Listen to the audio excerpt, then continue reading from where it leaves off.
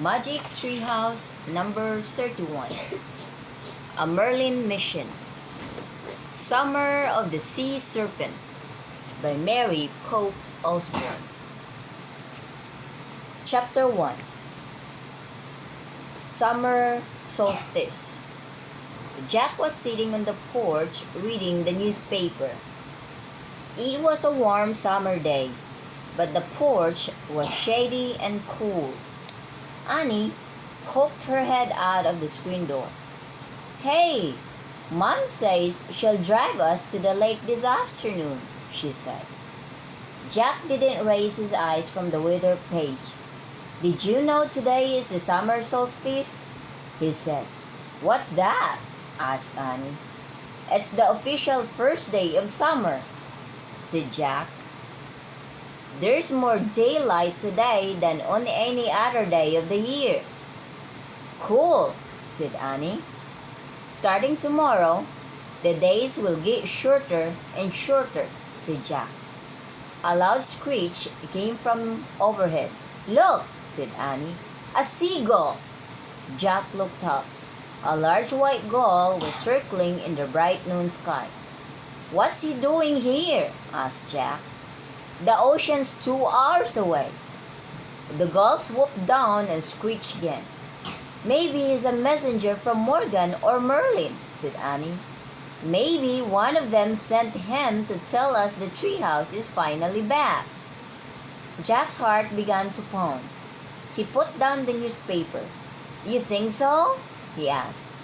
Jack and Annie hadn't seen the magic treehouse since their Merlin mission to a haunted castle last Halloween. Jack had begun to worry that the treehouse might never come back. "Look, he's flying toward the woods," said Annie. Jack jumped up. "Okay," he said. "Let's go." "We'll be back soon, Mom," Annie called. Then she and Jack dashed across the yard. They ran down the street and into the Frog Creek woods. The shady woods were dappled with sunlight. The air smelled fresh and clean. Jack and Annie hurried past the leafy trees until they came to the tallest oak. High in the oak branches, the magic treehouse was waiting for them. "Wow," Jack and Annie said together. The treehouse looked exactly the same as when they'd last seen it. Annie grabbed the rope ladder and started up. Jack followed. When they climbed inside the treehouse, no one was there. "Look, our royal invitation's still here," said Annie. She picked up the card that had taken them to Camelot on Christmas Eve. "And our leaf from Merlin is still here," said Jack. He picked up the yellow autumn leaf that had sent them on their Halloween mission. "This is new," said Annie. She picked up a pale blue seashell. The shell was shaped like a small fan. There was writing on it. "Hey, this looks like Merlin's handwriting," said Annie. "We must be going on another mission for Merlin." She read aloud the message. From the magician. To Jack and Annie of Frog Creek. On the summer solstice, journey to a land lost in mist, to a time even before Camelot. Follow my rhyme to complete your mission. And Annie looked up. "What rhyme?" she said. "Let me see." Jack took the shell from here and turned it over. On the other side was a poem. Jack read the poem aloud.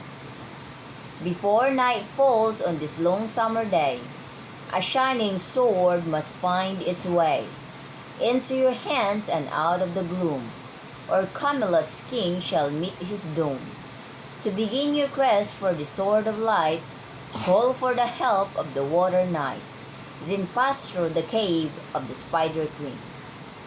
"Spider Queen?" Anne interrupted. She frowned. Spiders were about the only thing she was afraid of.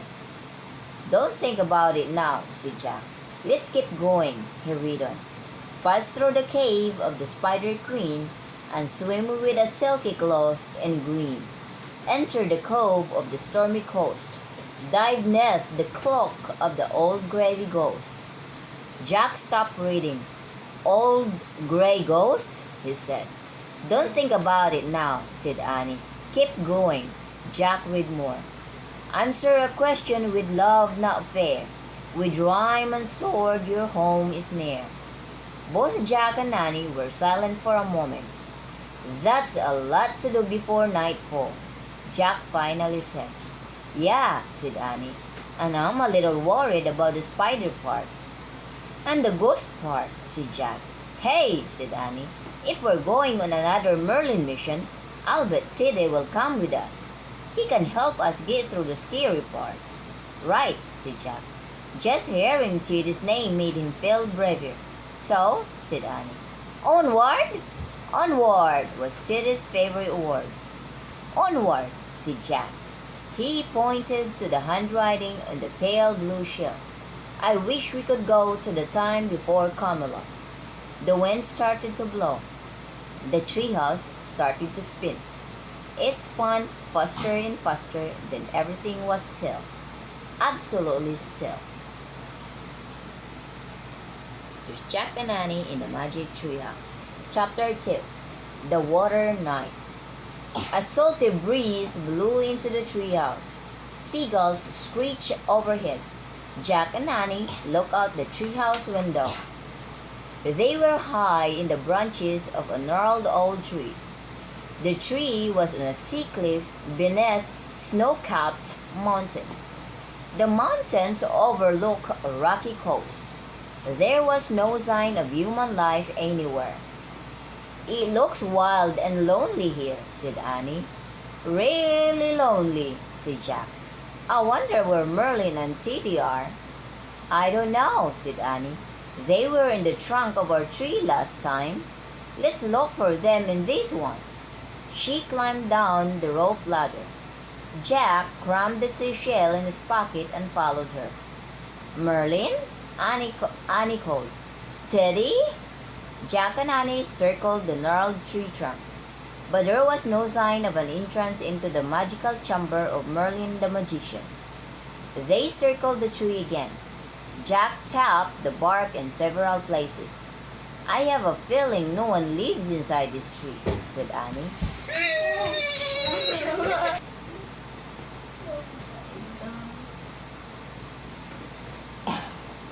I think you're right, said Jack.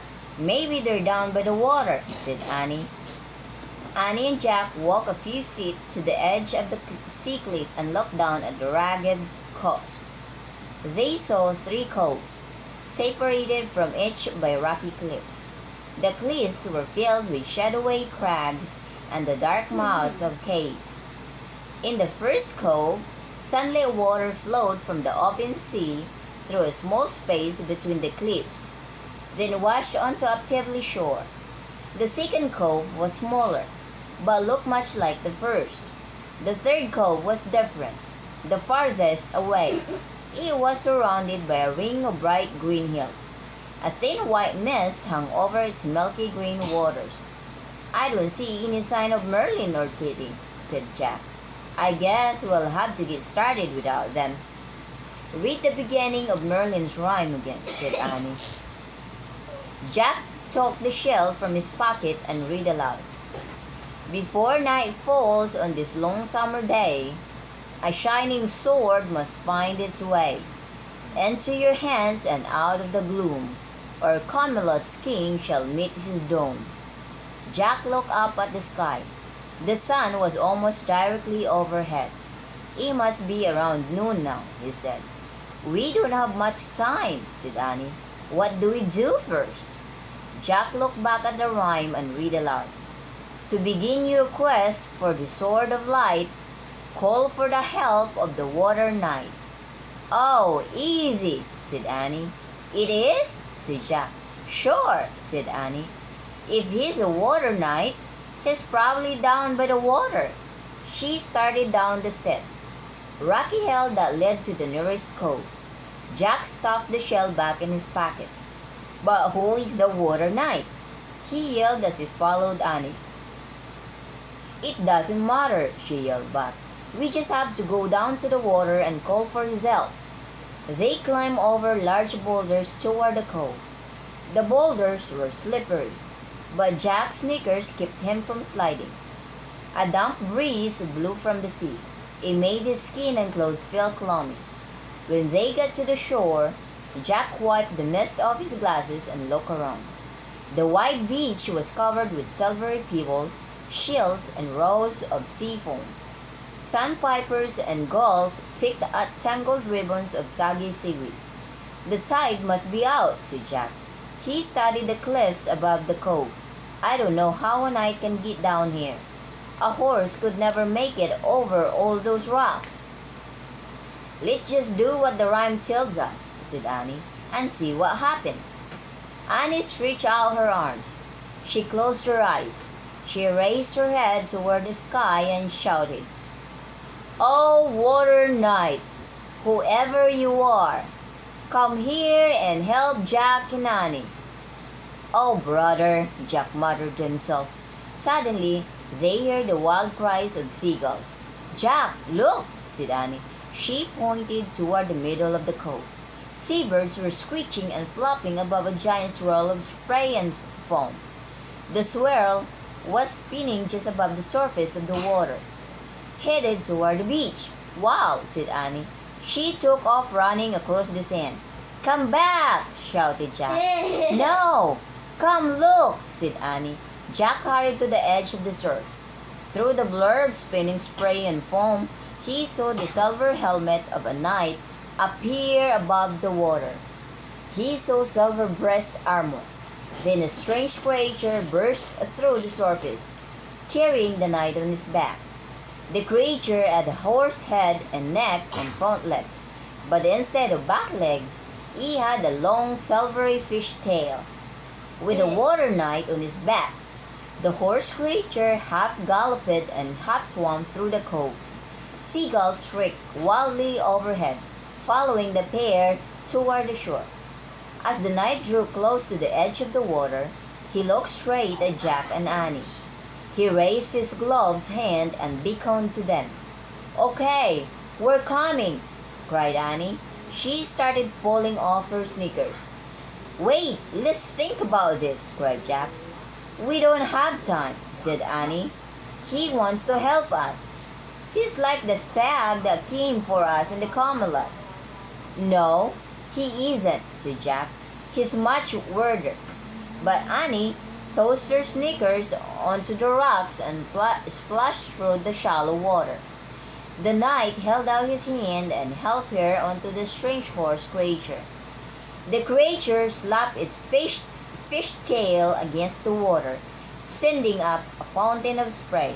"Come on, Jack," Annie yelled. "We can't waste time. Look, the horse is half horse and half fish tail, and the knight riding on it." Did you see that? Yeah. Instead of a horse, it's half horse and half fish tail. Annie's right, Jack thought. They had to find the Sword of Light before nightfall. He pulled off his sneakers and tossed them up onto the rocks near Annie. Then he stepped into the cold water and waded out to the night. Annie helped pull Jack up on the horse creature. He sat on its scaly tail and clung to Annie while she held on tightly to the water knight's tunic. The silvery fish tail slapped the water. A shower of spray rained down on Jack. He closed his eyes. "Onward," he said faintly. The water knight turned away from the shore. With more slaps of its tail, the horse creature began galloping and swimming across the cove. The seagulls shrieked wildly as they swooped after them. Bumping up and down, Jack clung desperately to Annie. He kept his eyes squeezed shut and tried hard not to fall off. As they sped across the cove, the water knight guided his steed steadily over each ripple and wave. The bumpy ride soon turned into a smooth one. "This is great," cried Annie. Jack opened his eyes. With the wind and spray whipping his face and hair, he began to feel more excited than scared. "I'll bet he's taking us to the Sword of Light," cried Annie. We'll be done with our mission in no time. That would be too easy, thought Jack. But as they sped over the waves, he grew hopeful. Maybe she's right. Maybe it will be easy, he thought. Not all our mission have to be hard. But what about the rest of the stuff in the rhyme? What about... Before Jack could finish his thought, the strange horse creature stopped and reared up. Jack and Annie tumbled over its fish tail and splashed into the cold water. They sank for a moment and then bobbed back up to the surface, frantically treading water. They looked up at the water knight and his horse. The knight lifted his arm into the air. He pointed to a pile of boulders near the base of a nearby cliff. Then he spread the fingers of his gloved hand in a gesture of farewell. "Bye! Thanks!" shouted Annie. The horse creature slapped its fish tail and took off in a fountain of spray and foam. With the gulls circling above them, the mysterious pair whirled toward the passage between the cliffs that lead out to the sea. In a moment, they vanished into the open water beyond. Chapter 3. Cave of the Spider Queen. Gentle waves rippled through the cove as Jack and Annie swam to the foot of the cliff. They pulled themselves onto the boulders, soaking wet. They sat for a moment in the warm sunlight and caught their breath. "That was so cool," said Annie. "Yeah, but why?" Jack gasped.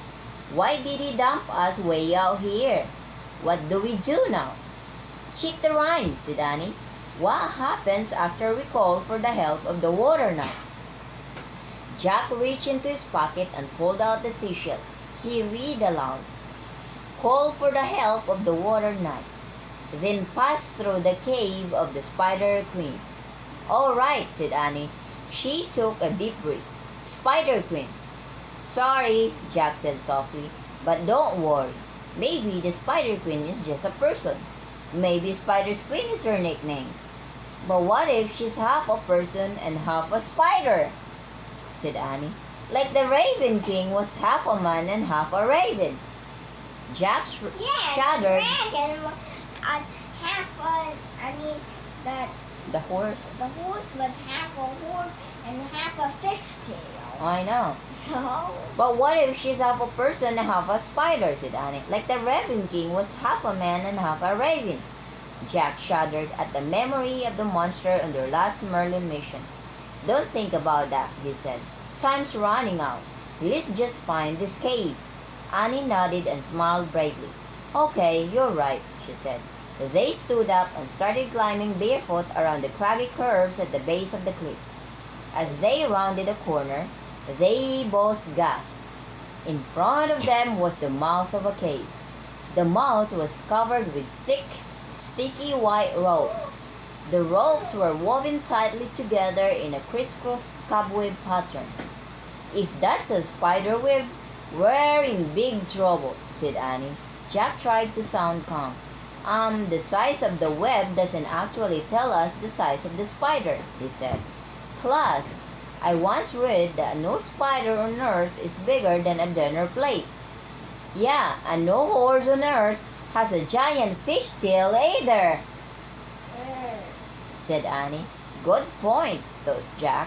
"Let's just concentrate on finding the Sword of Light before nightfall," he said. Jack picked up a stone the size of a softball. He hurled it toward the mouth of the cave. The stone sailed through the giant cobweb and into the cave, pulling the sticky rope like strands down with it. Jack turned to Annie. "Ready?" he said. She didn't move. Jack took her hand. "Don't worry, I won't let any monster spiders get you," he said. He nodded toward the mouth of the cave. "Onward? Onward," Annie repeated in a small voice. Then together she and Jack stepped over the fallen web and entered the cave of the Spider Queen. Inside the cave, the walls were black and shining. The ground was wet and slippery under their bare feet. "Yikes," Annie said, jumping back. A pale pink crab scuttled sideways across the rocky floor. "Don't be afraid," said Jack. "That's not a spider." "I know," said Annie. "Sorry." As they went deeper and deeper into the cave, it grew darker and darker. Finally, Jack saw a faint light coming from a wide, arched passage. "That way," he said. "We're going to the cave with a cobweb."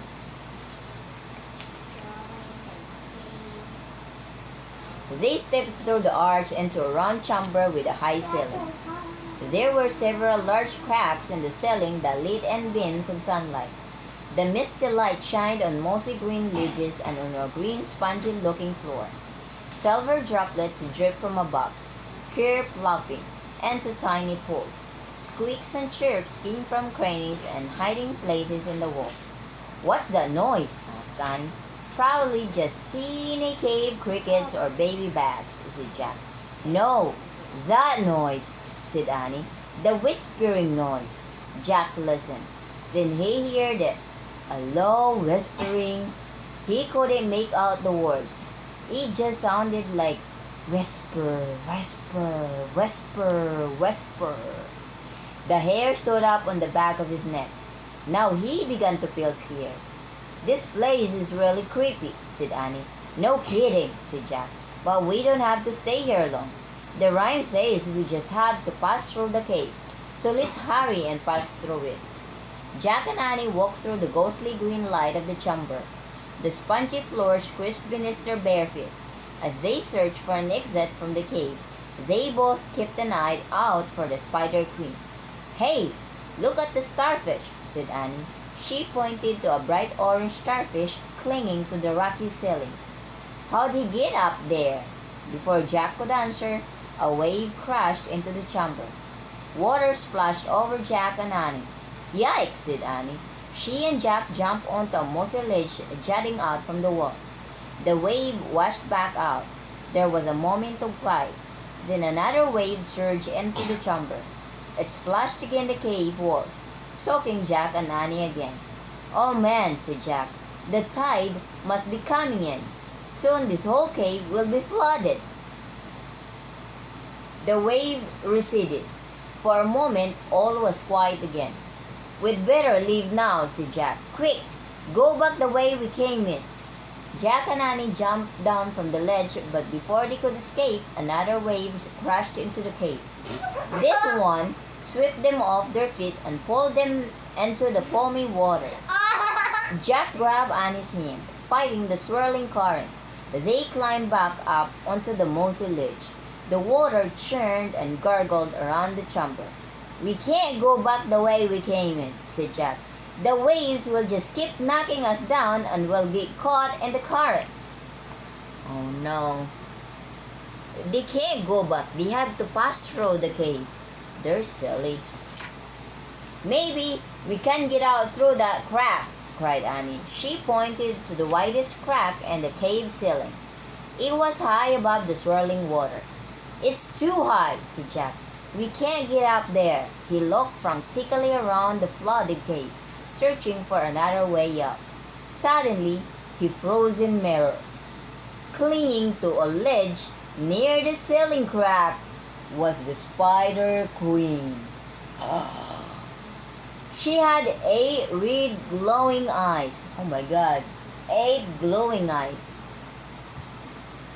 She had 8 long hairy legs, and she was much bigger than a dinner plate. The Spider Queen was bigger than Jack. Chapter 4, Web Walk. Jack grabbed Annie's hand. "Whatever you do, don't look up," he said. Annie looked up. "Ah!" she screamed. She started to leap off the ledge into the churning waters, but then another wave crashed wildly against the walls. Jack held Annie back. "Don't jump," he shouted. "You'll drown." Above the sound of the rushing waters, a loud whisper echoed around the cave. "Stay! Stay! Stay!" The Spider Queen was staring down at them with her 8 red eyes. As Jack and Annie stared back in horror, the giant spider shot a web strand as thick as a rope straight toward them. Jack and Annie ducked. The strand stuck to the wall. "What's she doing?" cried Annie. "I don't know," said Jack. He and Annie looked back up the Spider Queen. She'd crawled a few feet closer to the crack in the wall. She stared down at them for a moment with her glowing eyes, then shot out another thick rope strand. "Watch out!" shouted Jack. He and Annie ducked. Thwack! The second web rope stuck to the ledge just a few feet away from the first. "Oh no, look!" shrieked Annie.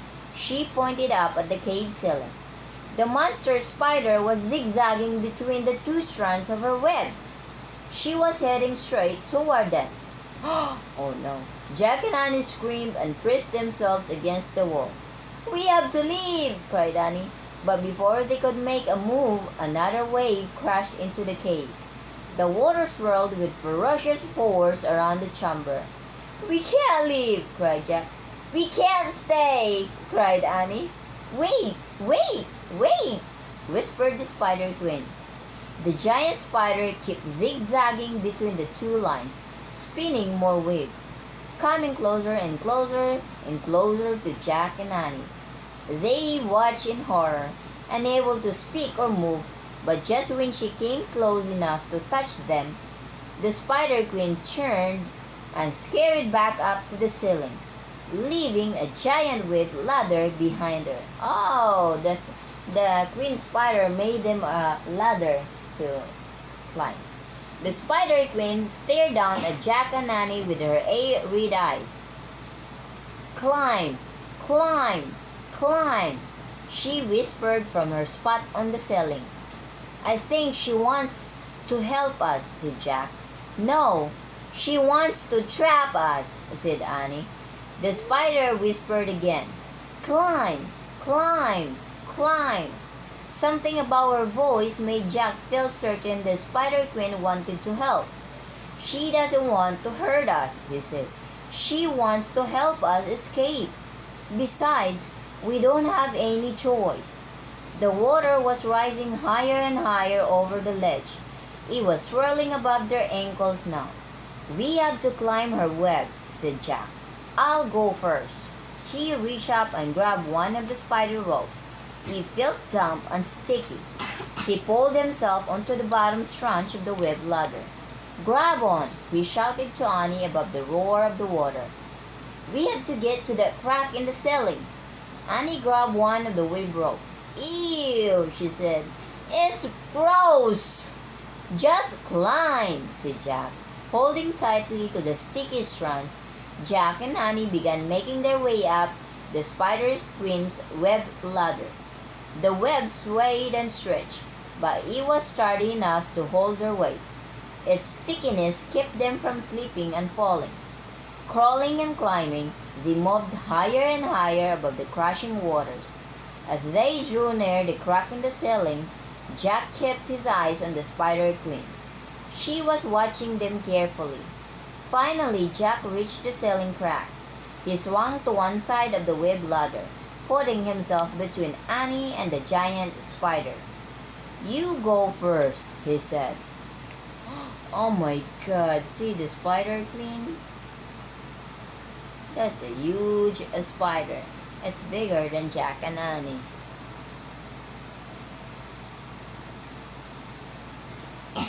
"Okay," said Annie. She grabbed the rocky edge of the opening and stuck her head out of the crack.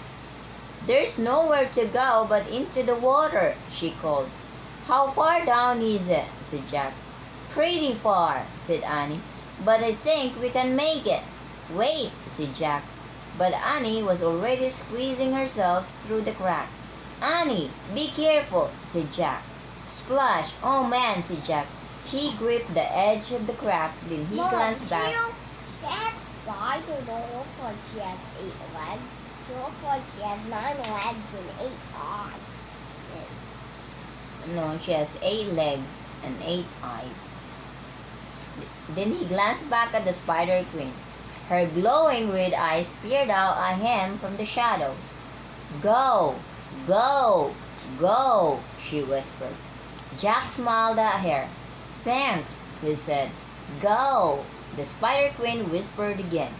Jack pulled himself out of the darkness onto a narrow rocky ledge. The bright sun sparkled on the blue water of the small cove below. "Come on," Annie shouted. She was bobbing up and down on the gentle waves. Jack took off his glasses. He pinched his nose and closed his eyes, then he jumped off the ledge. Chapter 5. Brr, brr. Jack splashed into the blue sunlit sea. He sunk to the bottom and then bobbed back up. He coughed and pushed his hair out of his eyes. Annie was treading water nearby. "Hey!" she called. "Hey!" Jack sputtered. "I was wrong." "You were right," Annie said. She sounded thrilled. "The Spider Queen just wanted to help us." "Yeah," said Jack. He shook the sea water off his glasses and put them back on. "She must be really lonely," said Annie. "She probably feels like she has to hide in that cave because she's so scary looking." "Maybe," said Jack. He looked around the second cove. Purple shadows stretched over a rocky seashore beneath the cliffs. The sun had moved farther across the sky. "We'd better hurry," said Jack. "What do we do now?" "Read the rhyme," said Annie. Jack pulled the shell out of his pocket. Treading water, he read the next line in Merlin's poem. "And swim with a silky cloth in green." "What's a silky?" said Annie. "Who knows?" said Jack. He looked at the cliffs and the shore. "Is a silky fish?" "Is a silky a fish? A person? What?" he wondered. Then Jack saw two dark shapes speeding like fat torpedoes below the surface of the water. They were coming straight toward him and Annie. "Watch out!" Jack shouted. "Yikes!" Annie yelled. Jack and Annie swam out of the way as the creatures moved swiftly past them. Suddenly, two sleek gray heads popped above the surface. They had wide snouts and long white whiskers. They had tiny wrinkly ears and big dark eyes. "Seals!" cried Annie. The two seals turned their heads like periscopes. When they saw Jack and Annie, they opened their mouths, showing their small pointed teeth. They seemed to be smiling. "Hi, guys," said Annie. "Brr, brr," the seals barked. Then they rolled through the water and bumped Jack and Annie with their noses. They barked again joyfully, then darted toward the shore. "Come on," cried Annie. "Let's play with them." "We don't have time to play," said Jack. But Annie had already started after the seals swimming toward the rocky beach. "Annie, stop!" called Jack. We need to play. "We have to hurry and find the Silky and the Sword of Light before nightfall, or King Arthur will meet his doom." Jack's voice trailed off. Annie didn't hear him. She and the two seals had reached the shore and were getting out of the water. The seals clumsily hauled their chubby bodies onto a big rock and flopped down. Annie climbed onto the rock too. "Annie, come on!" shouted Jack. No. It could be as late as 4 o'clock now, he thought, and there was still a lot they had to do before nightfall. "Let's rest for a minute," Annie called. She sat near the seals and patted their shiny heads, as if they were big dogs. The seals barked. Actually, Jack wanted to rest too. He felt really tired. "Maybe we could rest for a minute on the rock with the seals," he thought, "then search for the Selkie." "Well, okay," he shouted, "but just for a quick minute." Jack headed for shore. By the time he dragged himself out of the water, the seals were lying on their backs with their eyes closed. Their white whiskers twitched as they slept in the warm sunlight. "Shh, they're napping," said Annie. She lay down beside the seals and closed her eyes too. "The sun feels really good, Jack. Come on, lie down with us for a second." "Oh, brother," Jack muttered. But the afternoon sunlight did feel good. He climbed onto the warm rock and lay down next to Annie and the seals.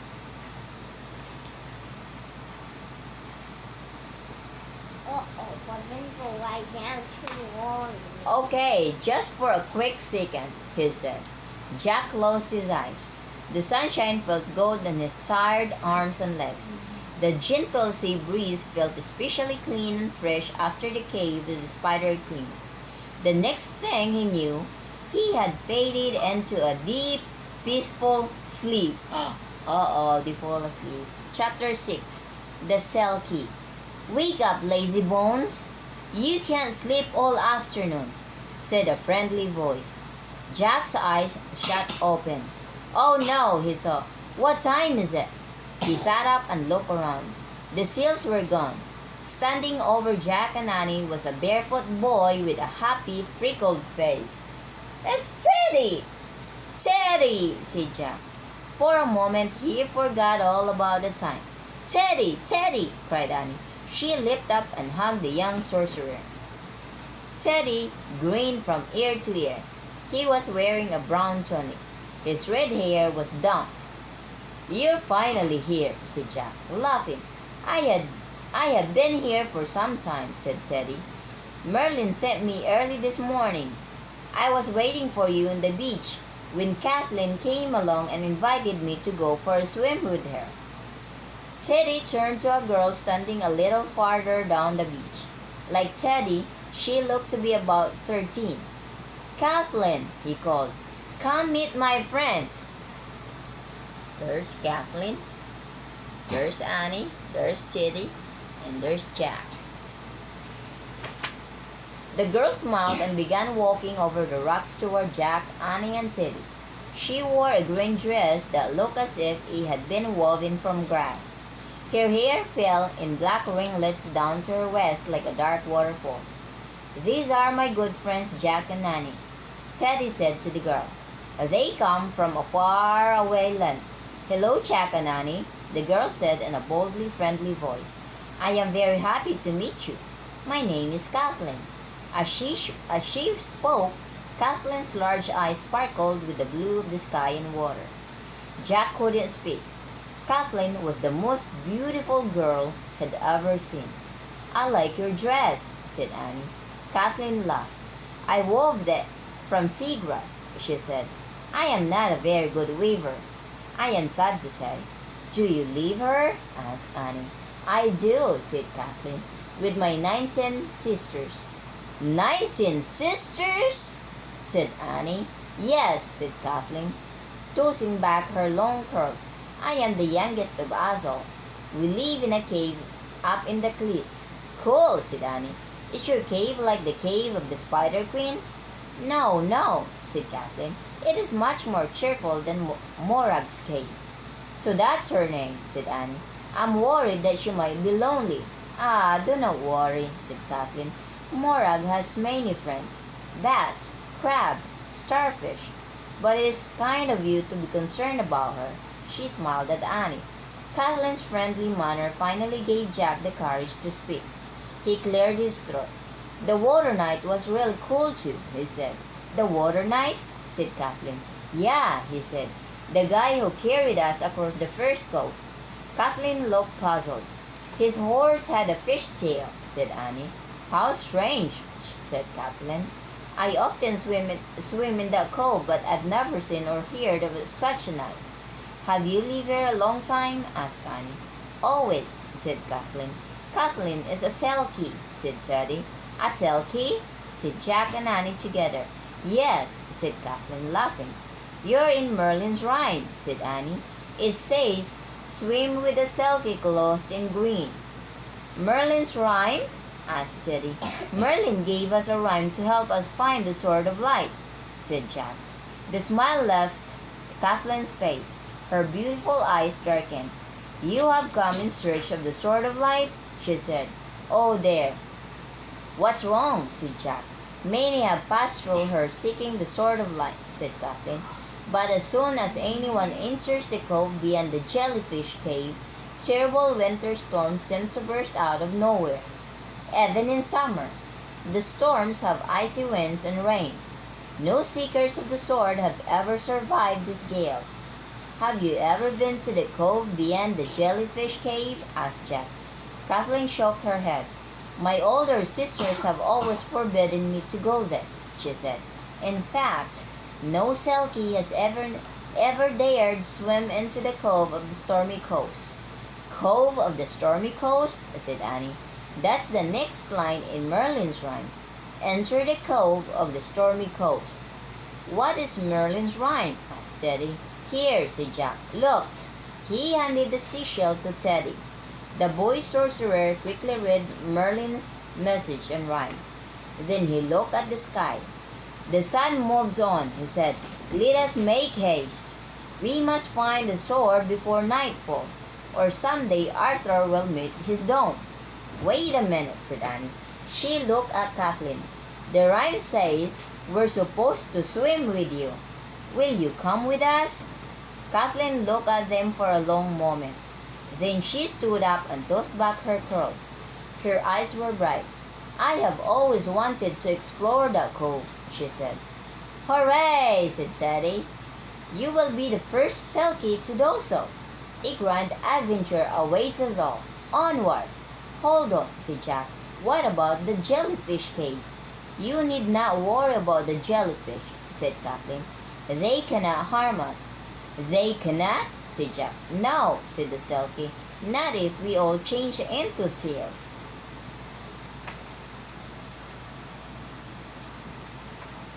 Chapter 7. Cove of the Stormy Coast. "Seals?" asked Annie. Jack looked at Teddy.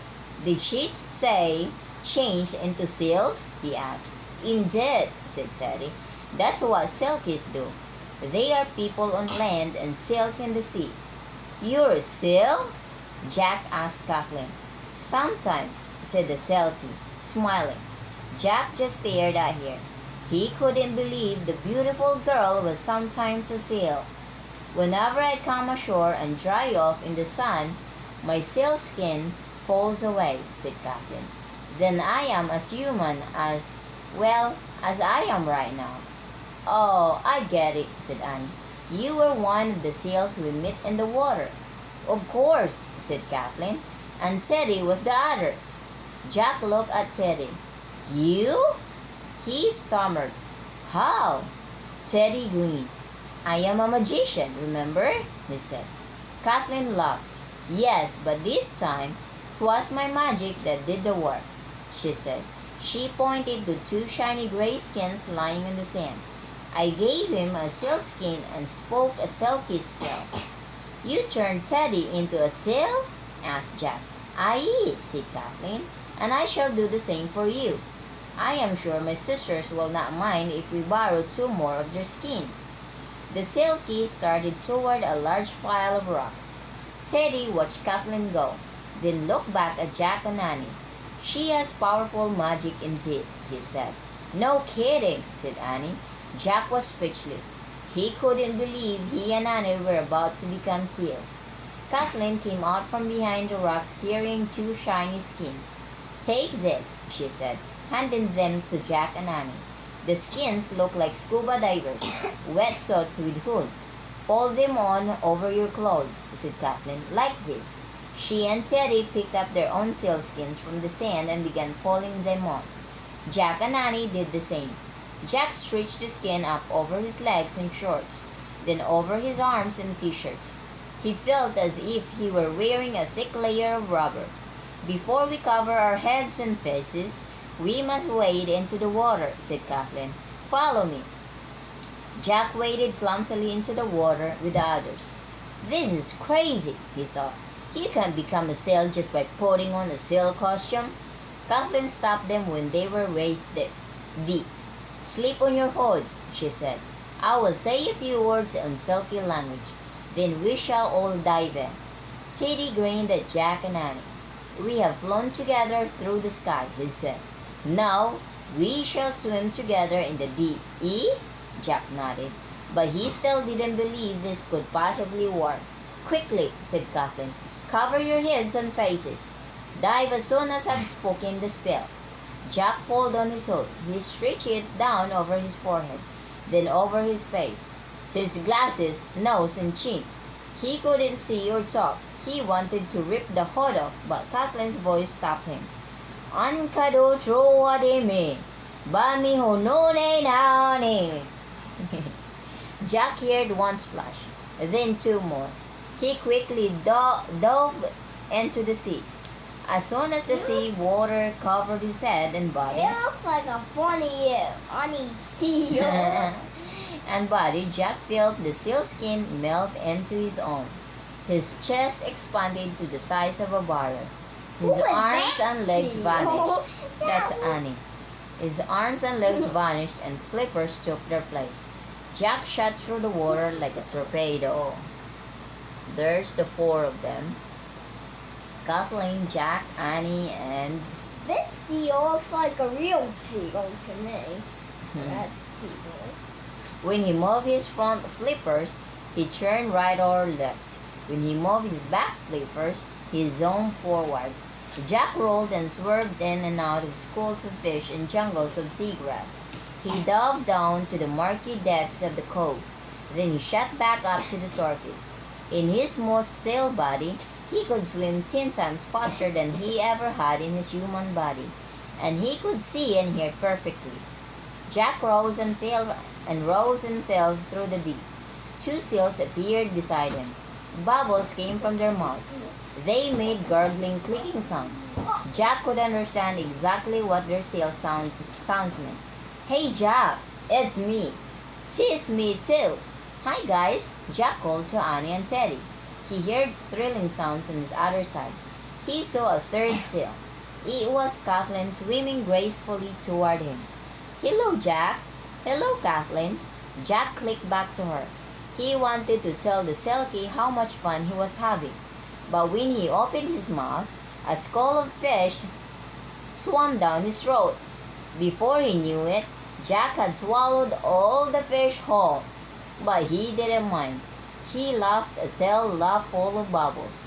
"Onward, Kathleen," clicked Teddy. "Lead us to the jellyfish fish cave." Chapter 8. Mom, why did a bunch of fish go in his mouth? I don't know.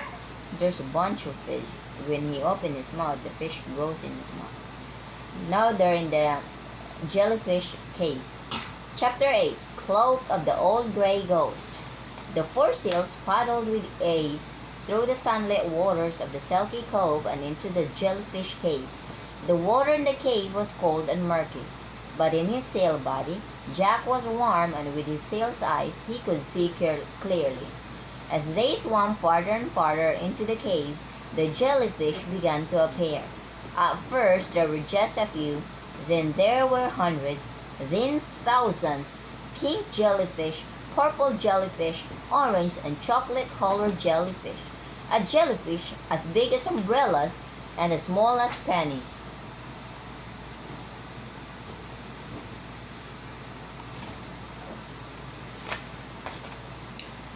Jellyfish shaped like bells, saucers, parachutes, mushrooms, cannonballs. Jellyfish as bright as candle flames, and jellyfish as clear as glass. Some of the jellyfish pulsed in and out as they swam. Others silently drifted by, their long stinging tentacles trailing behind them. As Jack swam among the jellyfish, he wasn't afraid at all. His tough seal skin protected him completely. Finally, Kathleen led Jack, Annie, and Teddy through a narrow passage of the cave and into the milky green waters of the third cove. The four seals poked their heads above the surface of the water and took deep gulps of air. Jack's whiskers twitched as he looked around the cove of the stormy coast. The cove was completely silent. It was lit with hazy, warm light. The water was flat, calm, without a single ripple. Circling the cove were strange green hills that shimmered in the afternoon light. Snow-capped mountains loomed above the hills. Jack could see the tree with the magic treehouse on a distant sea cliff. "Climb onto those rocks and dry off," Kathleen barked. They all swam to a small rocky island in the middle of the cove. Jack hoisted his blubbery tear-shaped body out of the water. He flopped beside the others and puffed and groaned. The sail body that had felt so graceful underwater now felt heavy and awkward. Jack's skin began to feel tighter and tighter in the sunlight. Almost before he knew it, the skin had slipped from his body like old wrapping paper. He was human again, lying on the rock in his shorts and t-shirts. He sat up and pushed his glasses into place. That was great, said Annie. Jack looked at her. The same magic had happened to Annie and the others. They were all human again. Yeah, it was, Jack said happily. He looked around, and I don't see any signs of a winter storm here. No, but still, I do not like the looks of this place, said Teddy. The boy sorcerer frowned as he peered around at the cove. It gives me the quivers. Jack glanced anxiously at Teddy. If Teddy was afraid, something must be wrong. Teddy never acted as if he were afraid of anything. Well, the day wears on, Teddy said, looking up at the sinking sun. Let us hurry ashore to find the sword, so we can leave this cove as quickly as possible. I fear our search may be difficult, said Kathleen. Look! A dense gray fog was rolling down from the mountains. As they watched, the fog hid the sea cliff where the treehouse had landed. Within moments, the fog had completely covered the green hills. Then it swept over the windless waters of the cove. Oh there, said Kathleen. The cloak of the old gray ghost is upon us. The cloak of the old gray ghost? Asked Annie. Aye, that's what we Celtics call a very thick fog, said Kathleen. And that's a line in Merlin's rhyme, said Annie. Dive neath the cloak of the old gray ghost. Jack breathed a sigh of relief. Gray ghost wasn't a ghost at all. It was just another name for fog. So I guess we just go ashore and look for the sword under the fog somewhere, he said. The rhyme says we dive, said Teddy. So perhaps we do not go ashore at all. All right, said Jack. Does that mean we get to turn back into seals? Shivering in the cold fog, he was eager to slip back into his warm, protective seal body. I fear we cannot all be seals, Kathleen said, for how could we grasp a heavy sword with our flippers? You and Teddy be the seals then, and look for the sword, said Annie. Jack and I can swim down and grab it after you show us where it is. Jack was about to say he'd rather be a seal, but before he could speak, Teddy piped up. Excellent plan, he said. Indeed, said Kathleen. Your friends are very brave. She turned and smiled warmly at Jack. Oh, sure, no problem, he said. Let us make haste, said Teddy. Hidden by the fog, he and Kathleen pulled their sealskins back on. A moment later, Jack heard Teddy call out, Farewell, friends. Then Kathleen spoke her sulky spiel. Her words were followed by 2 splashes. Also, the followers were 2 splashes. Yeah, that's Teddy and Kathleen. What do we do now? Jack asked. We wait for them to find the sword, said Annie. I hope they hurry, said Jack, shivering. Me too, said Annie. They listened for the barking of the seals. They listened and listened. I wonder what time it is, said Annie. Impossible to tell, said Jack. They'd better, shh, said Jack. He heard a faint sail bark, then another and another. But in the thick fog, he couldn't tell where the barks were coming from. Where are they? He said. I think they're over there, said Annie. Splash! Annie had jumped in.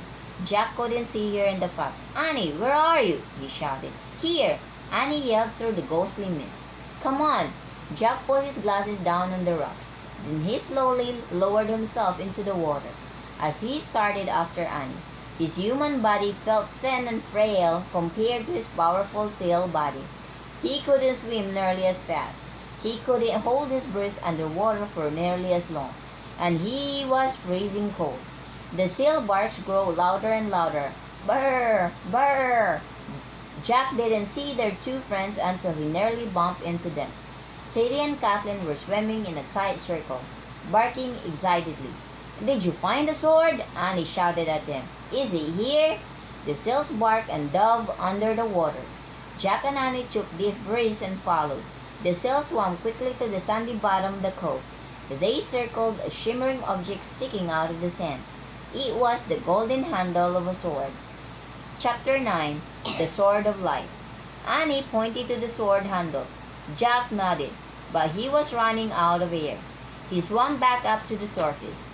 Annie followed him. Their heads bobbed above the water. And they gasped. "Did you see it?" cried Annie. "The handle of the sword. Yes, the blade must be buried in the sand," said Jack. "We have to pull it out," said Annie. "And we have to hurry." "Right," said Jack. He and Annie took giant gulps of air. Then they swam back to the bottom of the cove. Jack got to the sword first. He grabbed the handle and pulled. The sword didn't budge. He pulled again. The sword still didn't move. Annie grabbed one side of the handle. She and Jack pulled together. Jack felt the sword move a tiny bit. His lungs felt like they were about to burst. Gripping his side of the handle with both hands, Jack pulled with all his might. Suddenly, the flashing blade slipped out of the sand. Jack and Annie carried the sword up through the water as fast as they could. They burst into the air, clinging to the sword of light and gasping for air. "We got it!" Jack called to Kathleen and Teddy. The seals circled around them, splashing and barking joyfully. "Brr! Brr! Lead us to the rocks! Lead us to the rocks!" Annie shouted. Jack and Annie each held onto the sword's handle with one hand. Paddling with their free hands, they dragged the sword after the seals.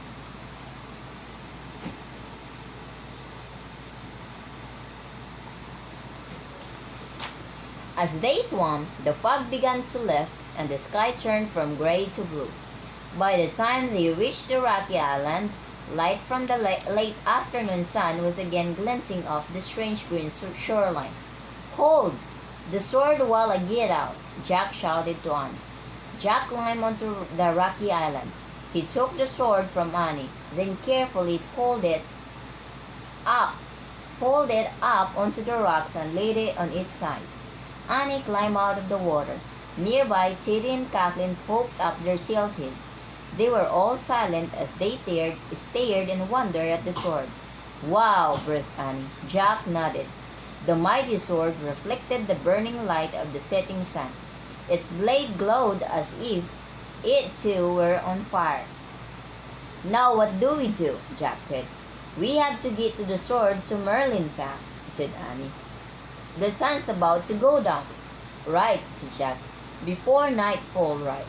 Suddenly Teddy and Kathleen barked a warning. Jack and Annie looked up. The water had begun to ripple. The ripples started at the edge of the cove and swelled toward the center. Waves crashed against the small rocky island, sending up great showers of spray. "What's going on?" said Jack. "Maybe a bad storm's coming," said Annie. "Brr, brr!" Kathleen and Teddy tried to hold themselves onto the rock, but the waves pushed them away. "We've got to help them," said Annie. She and Jack tried to help the sails out of the rough water. Their hands slipped over the slick sail skin, and they nearly toppled into the water themselves. The waves kept rolling and splashing. "Brr, brr!" The two sails were swept away from the rocky island. "Look!" cried Annie. "The land is moving." Jack looked at the strange green shoreline surrounding the cove. It was moving.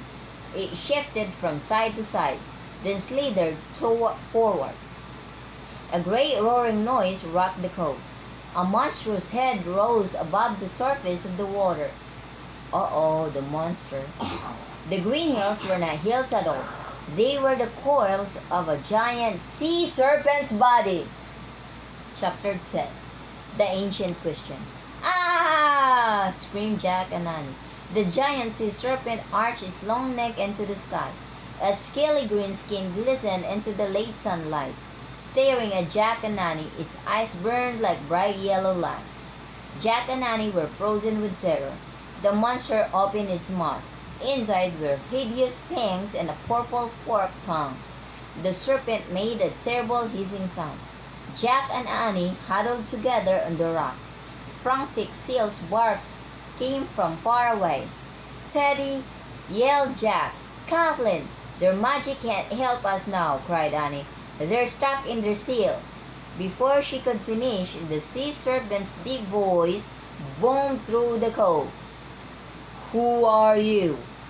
And why are you stealing the sword of light?" Jack was too stunned to answer, but Annie shouted back at the monster. "We're Jack and Annie. We're on a mission for Merlin." "Shh!" The serpent hissed angrily. Its purple tongue flicked as it coiled its body around the rocky island. Then the monster arched its neck and lowered its huge head. Again, the ancient voice boomed through the cove. To be worthy of the sword, you must answer the question of the sword. What is the question? Shouted Annie.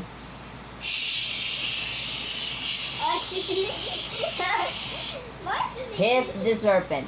It turned away and circled the rocks again. Soon its scaly green body was coiled twice around the little rocky island.